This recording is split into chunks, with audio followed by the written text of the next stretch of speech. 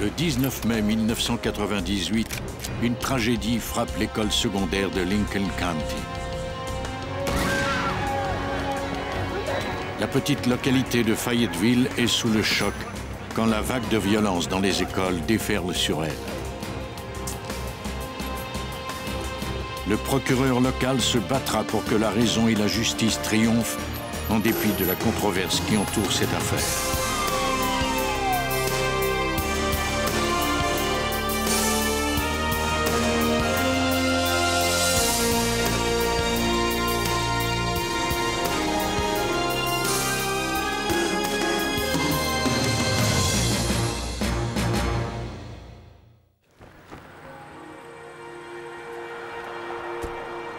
Dans la petite localité de Fayetteville, au Tennessee, un étudiant brillant subit un procès pour meurtre. La défense en appelle avec habileté à la clémence. Mais le procureur, de même que le chef du service de police de la ville, tiennent à ce que le coupable soit puni pour son crime. Pour moi, une école est un sanctuaire, exactement comme l'est une église. C'est là que les enfants vont pour apprendre. Et s'ils ne peuvent y être en sécurité, où le seront-ils? Quand un malheur comme celui-ci arrive, la justice doit agir promptement. Il faut être clair. On ne peut tolérer que des enfants trimballent des armes avec eux à l'école pour tuer d'autres enfants.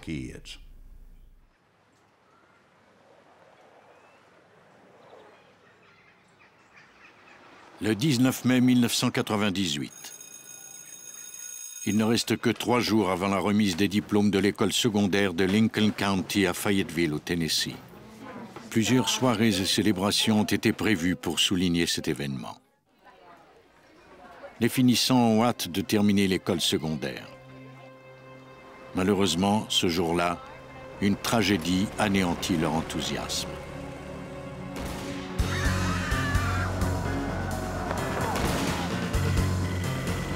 Un peu après 14 heures, le service de police de Fayetteville reçoit un appel de la secrétaire de l'école.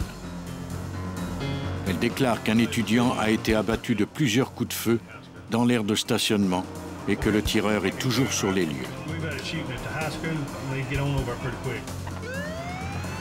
L'enquêteur Bill Wood de la police de Fayetteville est le premier à arriver sur la scène du crime.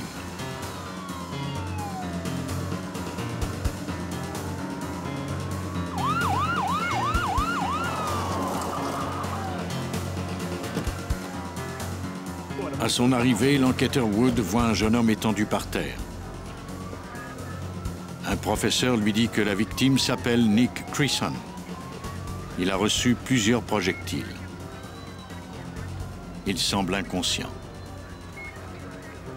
Un autre professeur informe Wood que l'étudiant qui a fait feu s'appelle Jacob Davis et qu'il est assis par terre non loin de là.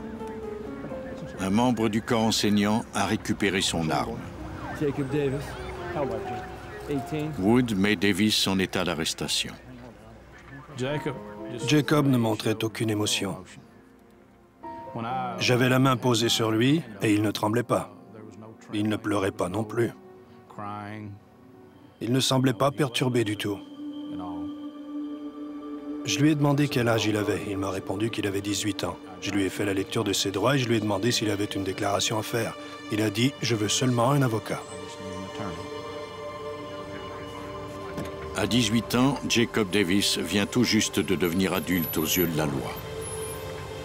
Si la victime meurt, il sera inculpé du crime le plus grave qui soit. Mais si le meurtre s'était produit quelques mois plus tôt, il aurait été considéré comme un mineur.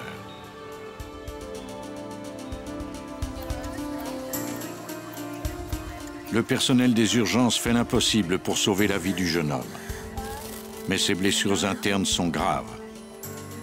L'un de ses poumons est perforé et une artère a été sectionnée. Quand son pouls se met à ralentir, le personnel est impuissant à le maintenir en vie plus de quelques instants.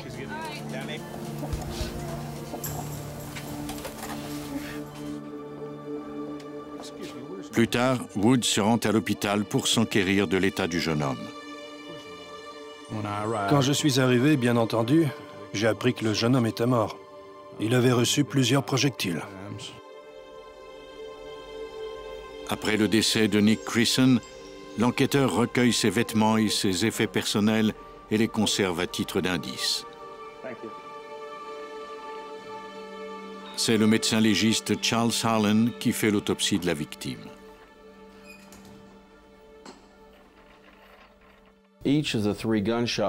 Chacune des blessures de projectiles qui avaient causé la mort de Nick Creason lui avait été fatale. La blessure la plus importante avait été produite par un projectile ayant traversé le cœur, le poumon droit, l'artère pulmonaire et l'aorte. C'était une blessure qu'on ne pouvait malheureusement pas réparer chirurgicalement. Jacob Davis est accusé de meurtre au premier degré, de port d'armes dans un établissement scolaire et de mise en danger d'autrui avec une arme. Celui-ci refuse toujours de faire une déclaration. L'enquêteur Wood interroge plusieurs témoins, notamment une douzaine d'étudiants qui l'ont aidé à reconstituer les événements de ce tragique après-midi. Un des témoins est l'étudiante Susie Wilkins, une amie de Nick Creason. Elle a eu le malheur d'assister au crime et d'en voir les moindres détails. Elle raconte qu'elle marchait avec Nick et qu'il se rendait à sa camionnette. C'est à ce moment-là qu'est arrivé Jacob Davis, qui a pointé sa carabine en direction de Nick. Susie ajoute qu'il a fait feu à 3 reprises. Après le premier coup de feu, Nick a vainement tenté de se protéger avec ses livres.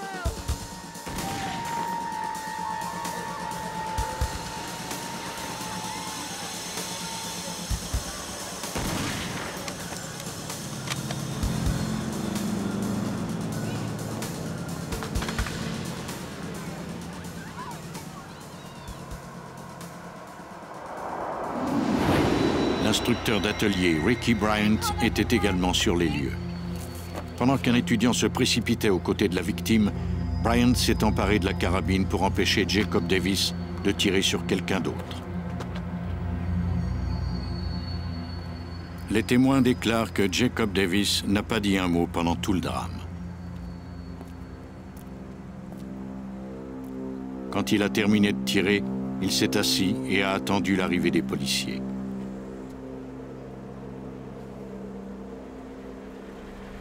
Après le meurtre, les enquêteurs trouvent plusieurs indices dans la voiture de Jacob Davis, notamment un mot écrit de sa main. Le mot est adressé à ses amis, à sa famille, à Carol et aux autres. Dans le premier paragraphe, Jacob écrit « Je ne sais pas ce qui va m'arriver ce soir. Je présume que cette lettre sera une lettre d'adieu si quelque chose devait m'arriver et si je n'avais pas l'occasion de parler à ceux que j'aime. » Il poursuit en exprimant son affection pour sa famille et ses amis. Mais il s'adresse plus particulièrement à une certaine Carol. L'enquêteur Wood retrouve Carol Taylor, une finissante de l'école secondaire de Lincoln County. Il ne tardera pas à découvrir que la jeune femme est au cœur même de toute cette tragédie. Lors de son interrogatoire, Wood apprend que Jacob et elle se fréquentent depuis environ 6 mois. Ils ont fait connaissance au restaurant où ils travaillaient tous les deux. Jacob est si épris de Carol qu'il a refusé une bourse d'études de l'Université d'État du Mississippi, préférant rester auprès d'elle et étudier au collège communautaire de l'endroit. Carol dit à l'enquêteur qu'avant de fréquenter Jacob, elle avait une relation avec la victime, Nick Creason. Elle déclare que pendant qu'elle fréquentait Jacob, elle a secrètement passé le jour de la Saint-Valentin avec Nick et a eu une relation sexuelle avec lui. Jacob a fini par la prendre. Selon Carol, il y avait une tension palpable entre les 2 jeunes hommes au cours des mois qui ont précédé le meurtre. Bien qu'ils n'en soient jamais venus au coup, les 2 jeunes hommes se sont affrontés à plusieurs reprises, à l'école et ailleurs.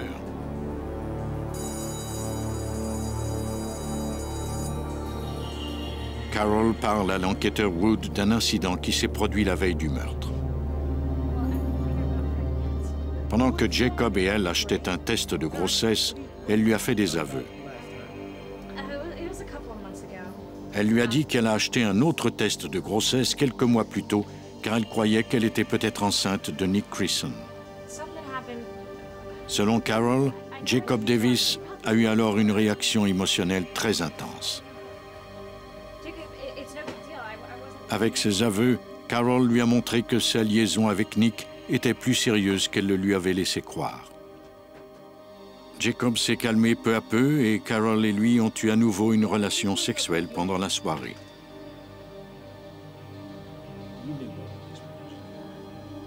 Selon Carol, le jour du meurtre, Jacob a affronté Nick alors que la jeune femme et lui se rendaient à leur cours de mathématiques. Carol, qui a senti que la situation pouvait s'envenimer, est intervenue.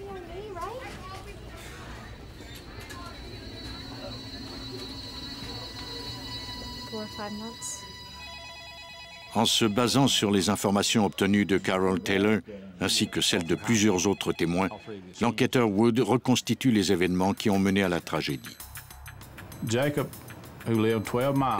vivait à 20 km de l'école, à Sowerston.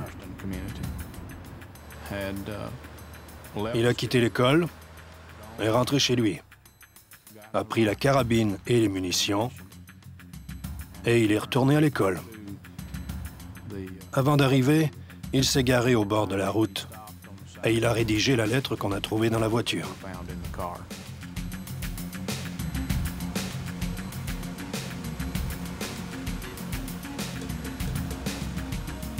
À 14 heures, Jacob Davis revient à l'école.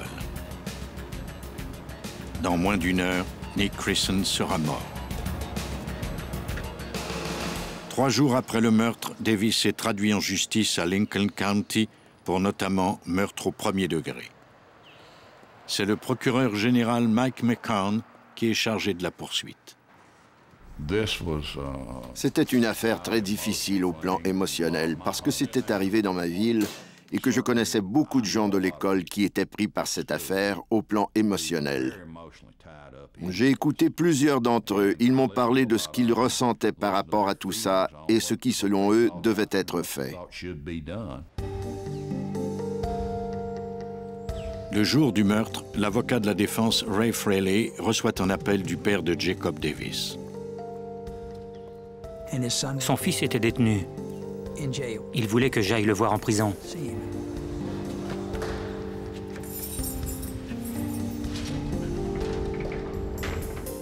En lui parlant, j'ai tout de suite su qu'il avait besoin d'aide.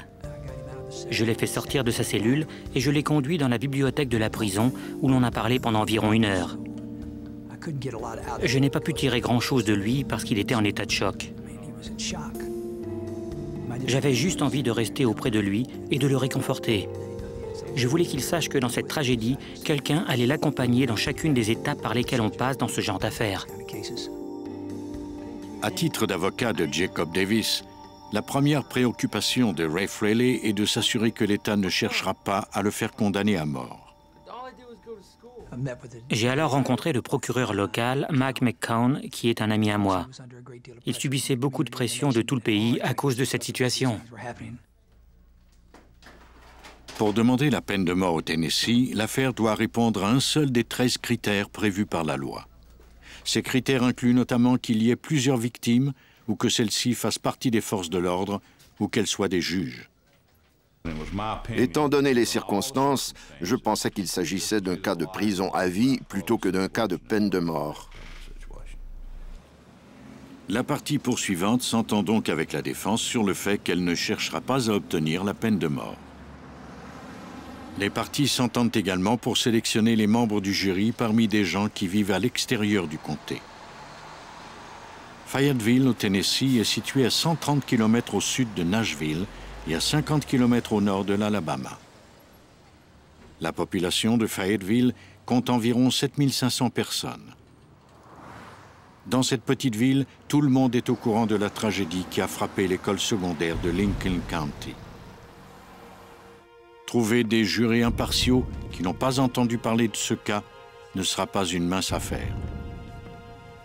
Mike McCown, le procureur et moi-même étions d'accord sur le fait qu'il serait pratiquement impossible de se constituer un jury composé d'habitants de Lincoln County. Toute la communauté est centrée autour de cette école secondaire. Plusieurs personnes étaient directement mêlées à cette affaire, en ce sens qu'un de leurs enfants pouvait avoir assisté au meurtre ou qu'ils étaient enseignants dans cet établissement. C'était une situation très délicate, à la fois pour le procureur et pour moi.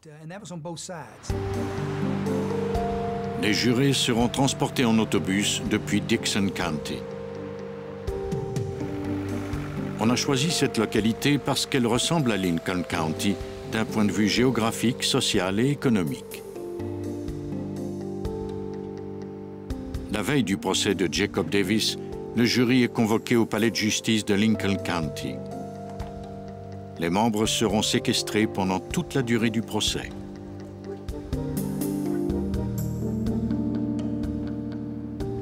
Le procès s'ouvre le 26 juillet 1999. Il s'est écoulé 1 an et 2 mois depuis le meurtre. Dans cette affaire, je ne percevais pas Jacob Davis comme un accusé. Il était bien mis en accusation, mais c'était un jeune homme qui avait besoin d'aide. C'était un jeune homme qui n'avait jamais eu de tel comportement, et rien dans son passé ne laissait croire qu'il commettrait un autre crime. C'était un événement isolé. Il y avait plus d'une victime dans cette affaire, et je crois que plusieurs personnes considéraient que Davis en était une lui aussi. Mais il avait choisi de faire sa propre loi et de tuer quelqu'un, et il m'était très difficile d'éprouver de la pitié pour lui. Le jury apprendra donc les circonstances qui ont mené au meurtre, l'état psychologique dans lequel se trouvait Jacob Davis, et plus important encore, pourquoi il a assassiné son camarade de classe.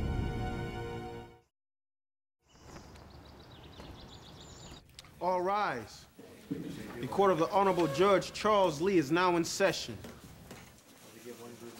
Be seated. The State of Tennessee versus Jacob Davis. Mr. McGowan, your opening statement, please. Yes, sir. Thank you, Your Honor.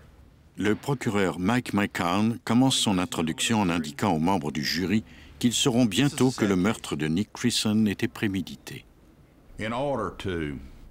Au Tennessee, pour faire reconnaître quelqu'un coupable de meurtre au premier degré, on doit prouver que l'homicide était volontaire, intentionnel et prémédité. Le 19 mai 1998, plusieurs événements indiquaient que Davis avait l'intention de s'en prendre à Creason. Mike McCown ajoute que Davis avait toutes ses facultés lors de la fusillade. Pour la partie poursuivante, ce meurtre est un cas classique d'amant jaloux emporté par la violence.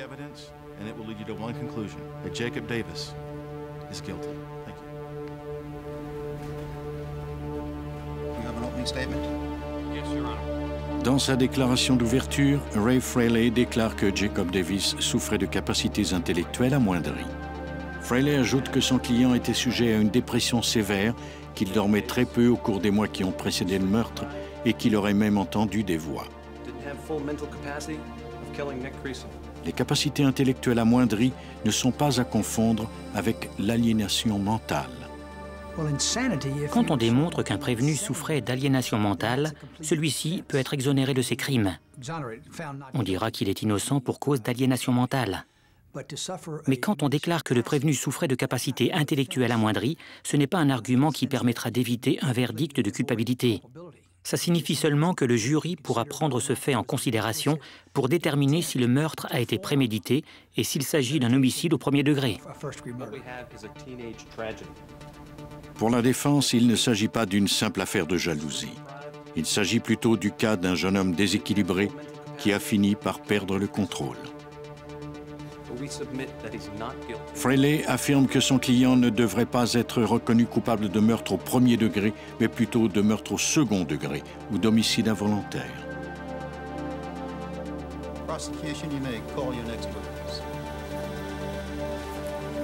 De nombreux étudiants témoignent lors de ce procès. Le témoignage le plus attendu est celui de la jeune femme qui s'est retrouvée au cœur de cette tragédie. Carol Taylor.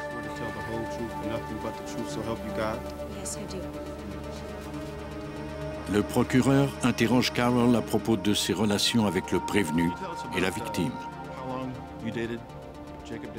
Carol raconte au jury comment Jacob Davis a appris qu'elle avait eu une aventure avec Nick Creason.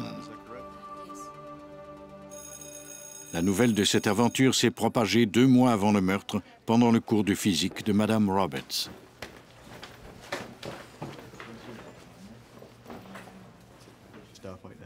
Un ami de Jacob a alors entendu les étudiants discuter de cette affaire avec le professeur. Jacob n'a pas tardé à apprendre la nouvelle à son tour. Au cours de cet après-midi-là, Jacob et Carol discutent âprement dans l'aire de stationnement de l'école.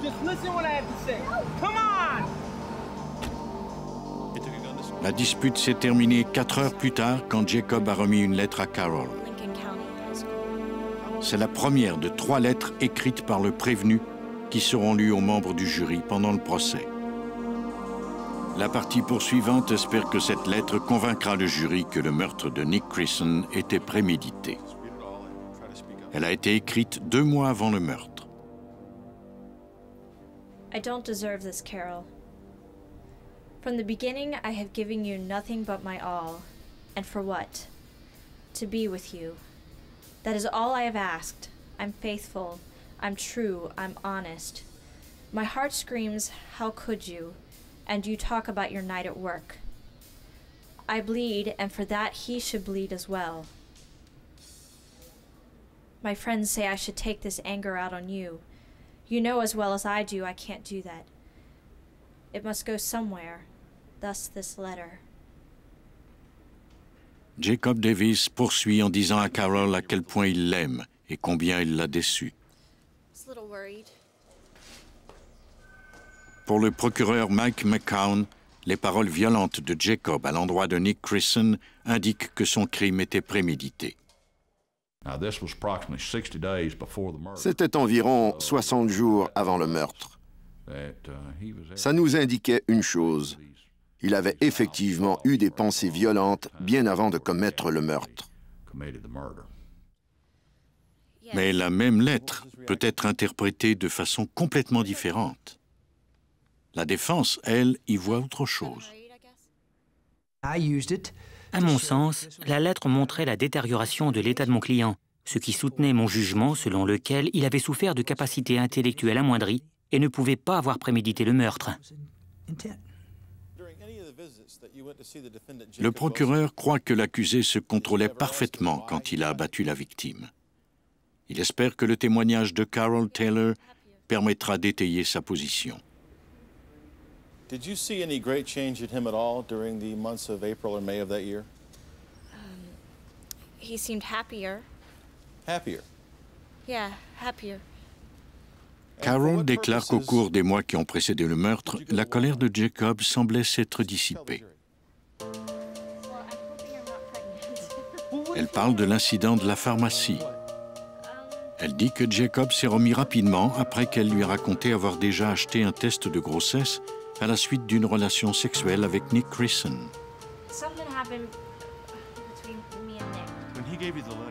La partie poursuivante interroge ensuite Carol à propos des nombreuses fois où elle a rendu visite à Jacob en prison après le crime.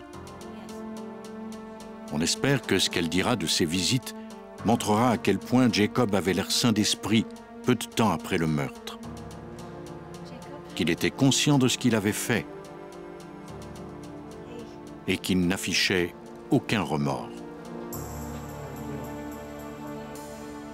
And during any of these visits that you went to see the defendant Jacob Davis, did you ever ask him why he shot Nick Creason? Yes. What did he say? He said, "You know why, but I can't tell you. I can't say." Lors du contre-interrogatoire, l'avocat Ray Fraley de la défense essaie d'obtenir de Carol Taylor un portrait très différent de Jacob Davis. Il demande à Carol de lui parler de la soirée précédant le meurtre, au cours de laquelle Jacob et elle sont allés à la pharmacie pour acheter un test de grossesse. When you got to the store, you mentioned to Jacob that you had been there before for one of these tests. And you had been with Nick Creason sometime before? Yes. What you didn't tell the jury, I don't think you left it out on purpose, you weren't asked. Jacob Davis collapsed on the floor. Yes. And cried. Yes. Uncontrollably. Yes. Why would you bring up his name?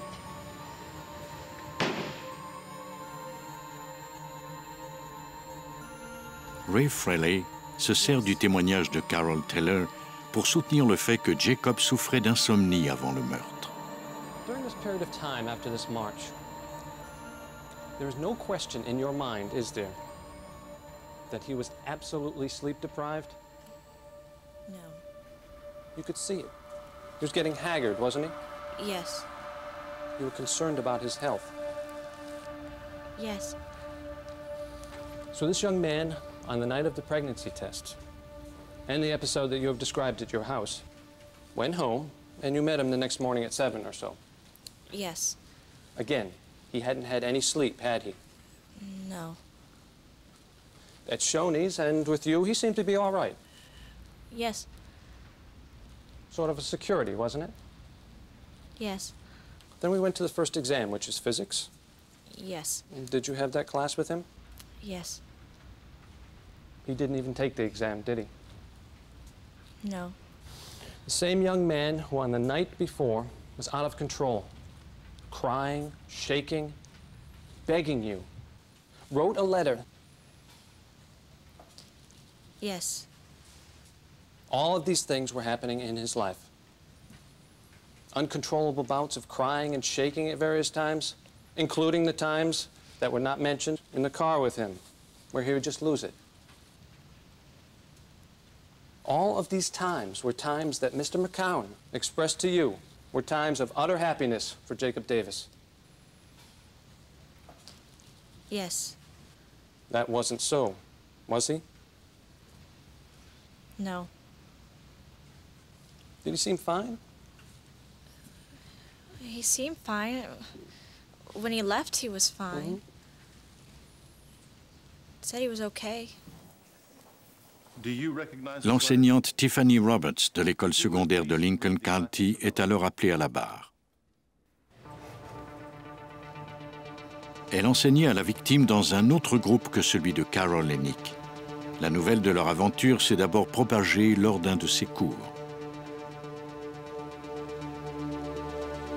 Roberts déclare que le matin avant le meurtre, Jacob Davis est venu passer son examen final de physique. Après lui avoir remis l'examen, il a rédigé une lettre de 2 pages qu'il lui a donnée. Elle l'a lue plus tard le même jour. Il commençait par y exprimer son insatisfaction à propos du système d'éducation. Knowledge leads me to question the word bestow. The education system in this country, this state, verified this country is quite simply a farce. For the past 12 years, I have simply been bored. Jacob accuse ensuite Roberts d'avoir été partie prenante au commérage sur Carol Taylor et Nick Creason. But you dealt me a very devastating personal insult earlier this year by discussing my personal life with that Nicholas Creason. You were a large part of the greatest pain I have ever known, a pain which nearly caused me to take my own life. Tiffany Roberts déclare qu'après avoir lu cette lettre, elle l'a aussitôt envoyée au directeur de l'école, Jim Stewart. Celui-ci a tenté de retrouver Jacob, mais en vain. Il était déjà parti chez lui pour aller chercher la carabine.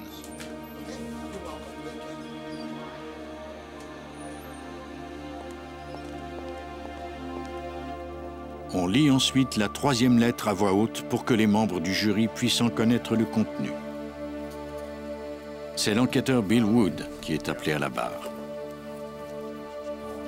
Presque toute la lettre est adressée à Carol et fait état de la haine de Jacob à l'égard de Nick. All I ever wanted was to love and be loved by you. I gave you everything, and it is so sad that you could not return my devotion. So now I cut myself from that. I lust to kill him. La partie poursuivante et la défense se sont toutes deux servies des lettres de Jacob pour soutenir leurs arguments. Les lettres étaient différentes les unes des autres, mais à mon avis, elles montraient la détérioration de l'état mental de Jacob, ce qui soutenait l'argument des capacités intellectuelles amoindries. L'État a pour sa part utilisé ces lettres pour montrer la rage aveugle de Jacob Davis. Ces lettres étaient sans contredit une épée à deux tranchants. C'était indéniable. Selon la défense, la détérioration de l'état mental de Jacob a entraîné celui-ci à commettre le meurtre. Quant au procureur, il affirme que le crime a été motivé par la jalousie du jeune homme. Maintenant, les experts sont appelés à la barre. Le destin de Jacob dépendra de l'opinion que se feront les jurés en les entendant témoigner. Bien qu'il y ait eu de nombreux témoignages chargés en émotions au procès de Jacob Davis, le fond de l'argument de la défense est plutôt d'ordre scientifique.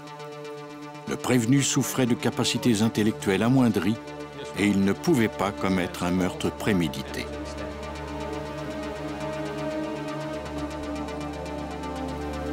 Le témoin clé de la défense est le psychologue pour enfants William Kenner de Nashville.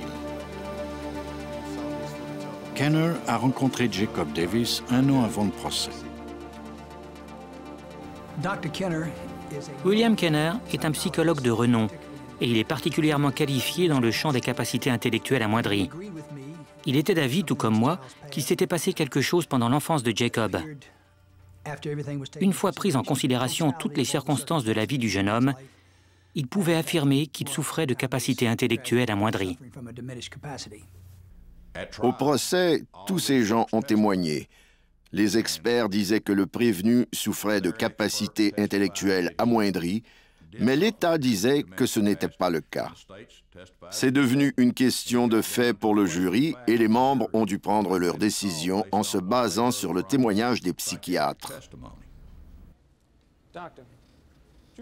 Plusieurs mois avant le procès, Kenner a donc rencontré Jacob Davis en prison. La défense lui a demandé de poser un diagnostic. Selon William Kenner, Jacob souffrait de dépression majeure avec caractéristiques psychotiques, ce qui signifie qu'il entendait des voix.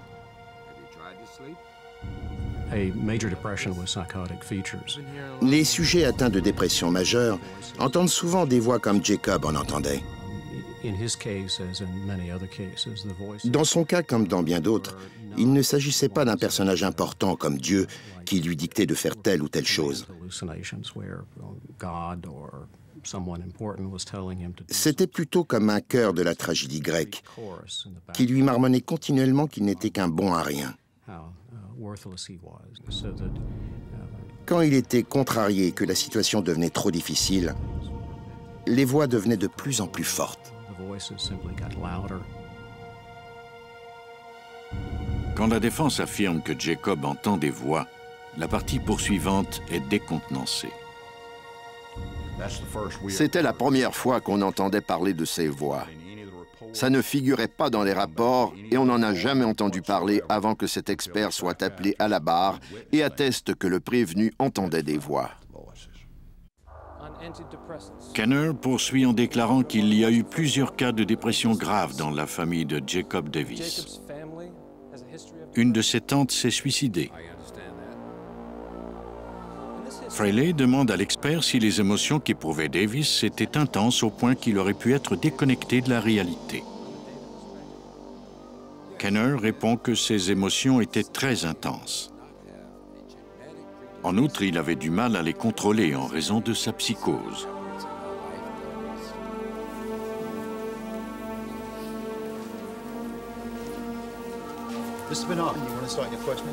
La partie poursuivante tente de réfuter l'argument des capacités intellectuelles amoindries en présentant la psychiatre Rokia Farouk du Tennessee Mental Health Institute. Did you form an opinion? Our opinion at that time of the incident was he was not suffering from any kind of mental disease or defect that is going to make him incapable of forming intent. Selon la psychiatre Rokia Farouk, Jacob Davis pouvait avoir commis le crime de façon préméditée parce que sa dépression n'était pas assez sévère pour l'empêcher de faire la distinction entre le bien et le mal.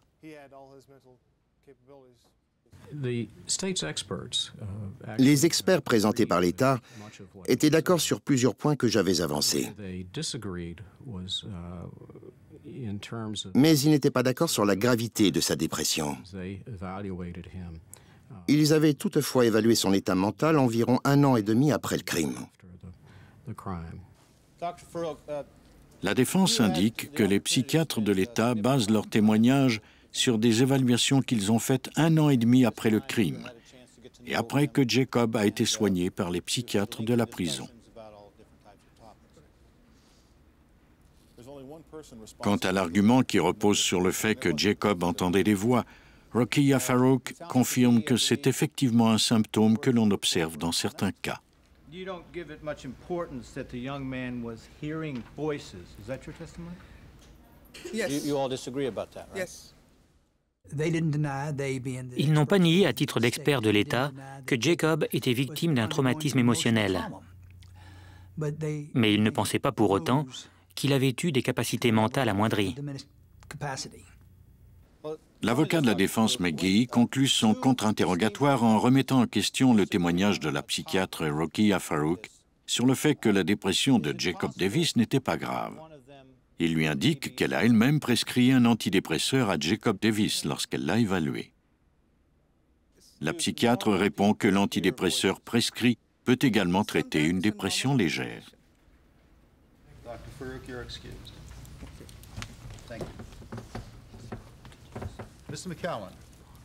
En réponse à tous les arguments de nature psychologique de la défense, la partie poursuivante a basé son argument sur des preuves matérielles et des déclarations provenant de témoins oculaires pour établir que Jacob Davis aurait passé plusieurs mois à penser au meurtre qu'il allait commettre. La partie poursuivante s'est basée sur les lettres que Jacob Davis a écrites et qui pourraient indiquer que le prévenu avait prémédité son crime. Selon le procureur, même le jour du meurtre, le prévenu a eu assez de temps pour remettre en question son projet, alors qu'il a parcouru 40 km aller-retour pour aller chercher la carabine qu'il allait utiliser pour commettre le crime.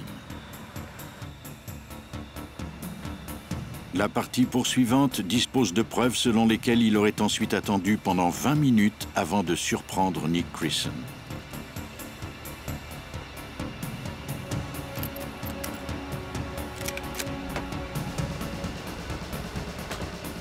Puis, il a commis le crime.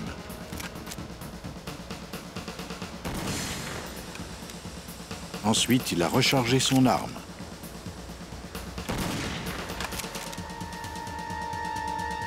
Et il l'a rechargée de nouveau.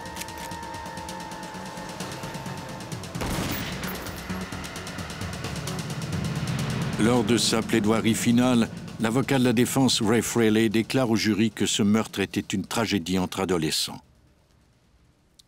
Il presse le jury de ne pas reconnaître Jacob Davis coupable de meurtre au premier degré.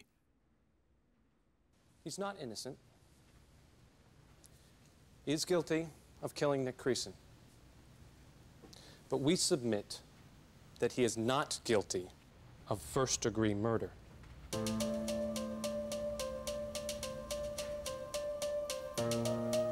Peu de temps après avoir entendu les plaidoiries finales, le jury entre en délibération. Il pourrait reconnaître Davis coupable d'homicide délictueux, de meurtre au second degré ou de meurtre au premier degré. Après une semaine de témoignages, le sort de Jacob Davis repose maintenant entre les mains des jurés.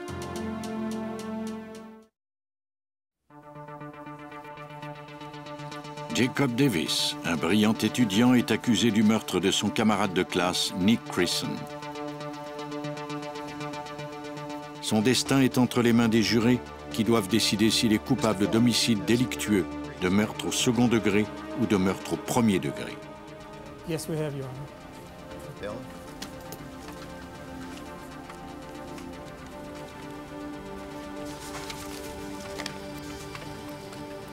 Will the defendant please stand? We, the jury, find Jacob Davis guilty of first-degree murder. Le jury n'a délibéré que 4 heures avant de rendre son verdict. Les procureurs obtiennent ce qu'ils voulaient. Le jury déclare Jacob Davis coupable de meurtre au premier degré. Quant à la défense, elle obtient une petite victoire. Jacob Davis aura droit de demander une libération conditionnelle. Selon la loi au Tennessee, sa peine d'incarcération minimale est de 51 ans. Davis sera alors âgé de 70 ans. Mr. Foreman, members of the jury, the state of Tennessee thanks you for your contribution in this case. You are excused. Malgré cette petite victoire, l'avocat de la défense, Ray Fraley, est déçu du verdict et de la sentence. C'est très sévère. Pour moi, c'est incroyable de penser que Jacob Davis, un garçon de 18 ans, restera plus de 50 ans en prison. Mais c'est la loi. Le procureur Mike McCown ne partage pas cette opinion. Pour Nick Creason, c'est l'éternité qui est son lot. La peine que Davis lui a imposée ne prévoit pas de libération conditionnelle et contrairement à Davis, le gouverneur ne pourra jamais commuer sa peine. Il est mort pour l'éternité. Jacob Davis purge actuellement sa peine dans une prison du Tennessee. Quand on lui a demandé ce qu'il aimerait dire aux parents de la victime, voici ce qu'il a déclaré. Je ne peux d'aucune façon comprendre ce à travers quoi ils sont passés. Mais pour autant que je sache, et dans la mesure de ma compréhension, je suis désolé. Je ferai n'importe quoi pour revenir en arrière. Je n'ai jamais voulu que pareille chose arrive. Je ne comprends pas pourquoi c'est arrivé, c'est bien arrivé. Et je suis responsable. Je ferai absolument n'importe quoi pour effacer le passé.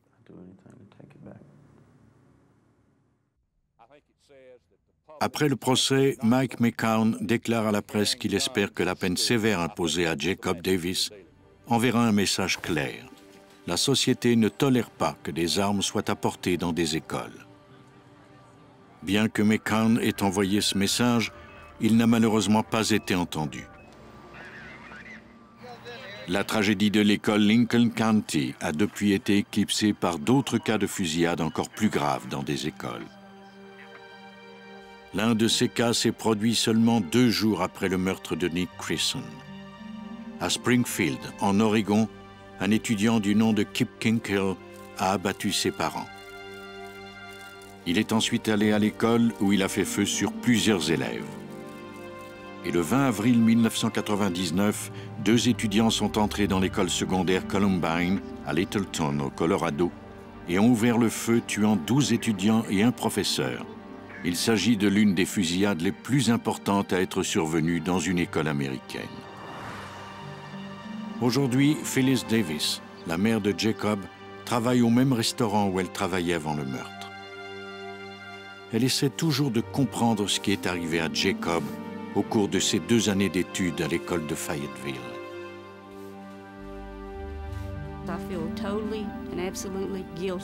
Je me sens extrêmement coupable parce que je me fermais les yeux sur l'état de Jacob.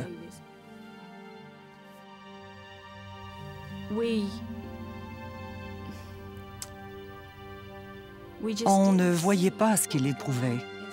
Et je crois que la responsabilité la plus importante des parents est de savoir comment leurs enfants se sentent. On ne laisse pas la télé élever nos enfants. On ne les laisse pas à leur ordinateur. On ne peut pas compter sur l'école pour élever nos enfants. Il faut être attentif à leur état. Et pendant ces 2 ans, on n'a rien vu. On ne savait pas du tout ce qu'ils traversaient.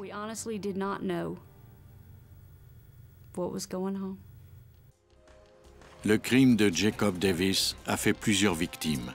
Il a profondément ébranlé la population et causé la mort d'un jeune homme à l'avenir prometteur. Quant à Davis, il devra purger au moins 51 ans de prison. Le procureur général local, Mike McCown, a remporté sa cause. Mais en fin de compte, il n'y a pas vraiment de gagnant lors d'une tragédie pareille.